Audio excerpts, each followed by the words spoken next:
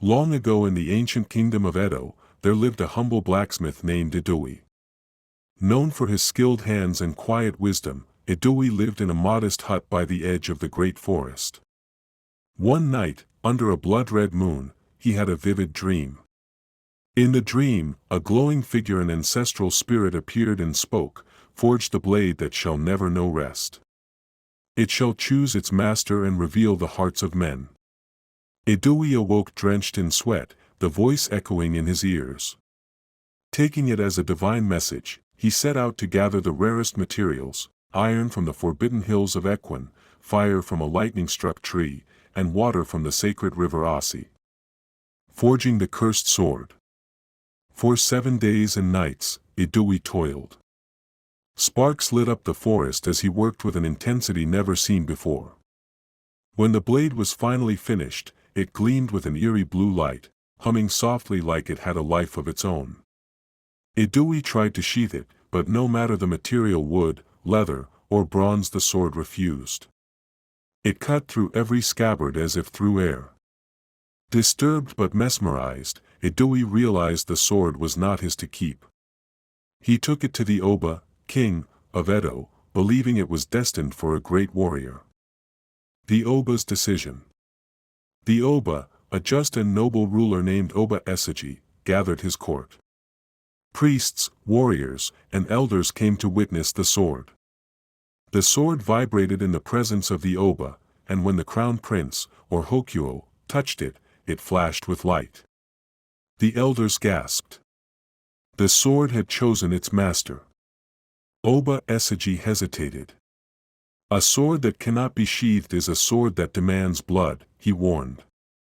But Prince Hokuo, young and impulsive, insisted. "Let me wield it.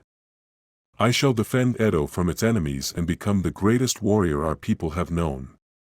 Glory and war.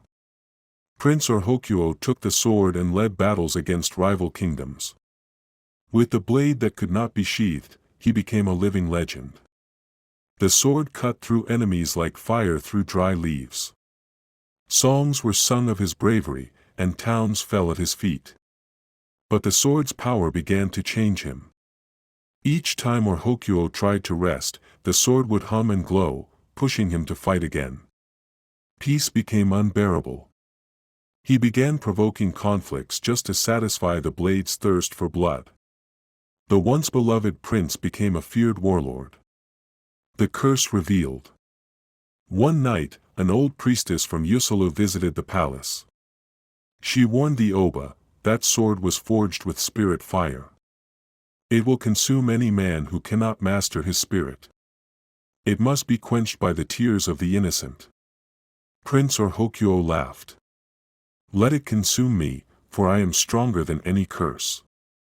But as time passed, the prince's eyes grew hollow. He could not sleep, haunted by the faces of the fallen. The sword grew heavier with each kill.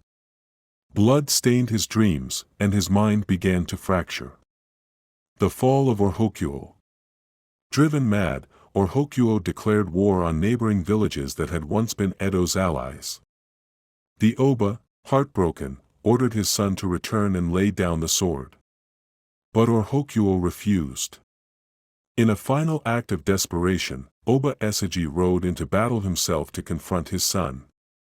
The two met at the edge of the sacred forest. Father and son clashed not for power, but for the soul of Edo. As they fought, the sword sang louder than ever. Suddenly, the prince froze. In the eyes of his father, he saw sorrow, not anger. Tears welled up in the Oba's eyes. In that moment, the sword dimmed. Hokuo dropped the blade and fell to his knees. The sword, glowing softly, plunged itself into the earth and vanished. Legacy and lesson. The prince renounced war and chose to live as a monk, tending to the wounded and teaching that true strength is in restraint, not violence. The blacksmith Idoi vanished, and some say he returned to the spirit world. To this day, elders in Edo tell the tale of the sword that could not be sheathed, a weapon that revealed the weakness of men who crave power without wisdom. Moral lesson. Power without self-control destroys both the wielder and those around them. Wisdom and humility are greater than any weapon.